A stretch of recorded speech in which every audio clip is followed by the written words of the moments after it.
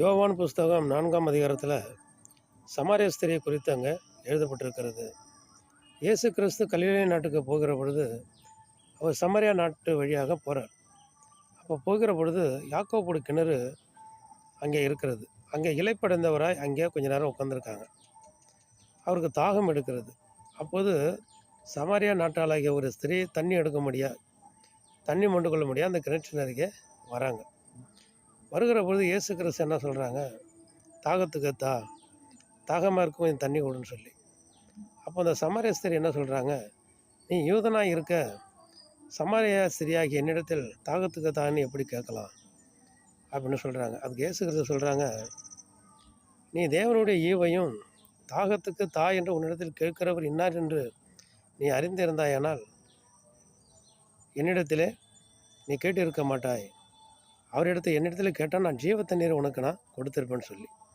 அப்போ அந்த ஸ்திரீ சொல்கிறாங்க, உன்னிடத்துல மொண்டு கொள்ள உங்களிடத்துல பாத்திரமும் இல்லை, கிணறும் ஆழமாக இருக்கிறது, பின்ன எங்கேருந்து உங்களிடத்துல ஜீவ தண்ணி உண்டாகிருக்கும் அப்படின்னு சொல்கிறாங்க.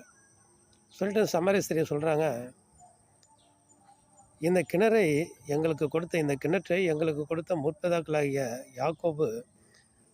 யாக்கோபும் அவருடைய பிள்ளைகளும் அவருடைய மிருக ஜீவன்களும் இதிலே குடித்ததுண்டு, அவரை பார்க்க நீ பெரியவரோ அப்படின்னு சொல்லி அந்த சமாரிய ஸ்திரீ ஏசப்பாவை கேட்குறாங்க.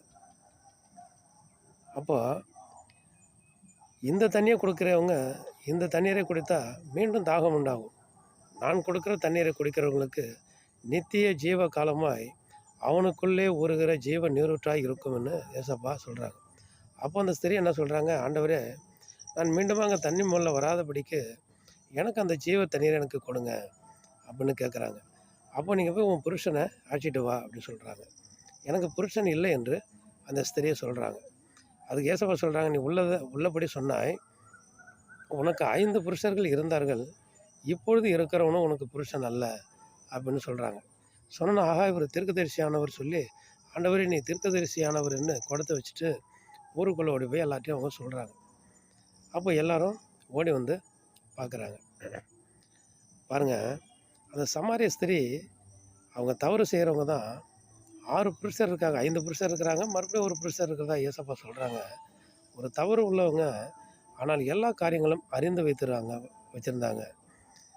தேவ ரகசியங்கள், கர்த்தர் வருகிறது, மேசியானா யார், ஏசப்பானா யார், யாக்கோப்புனா யார், எல்லாவற்றையும் தெளிவாய் அவங்க அறிந்து வச்சுருந்துருக்கிறாங்க. அப்போது அவங்க சொல்கிறாங்க, நீங்கள் சொல்கிறீங்க எங்களுடைய முன்னோர்கள் சொன்னாங்க, எங்கள்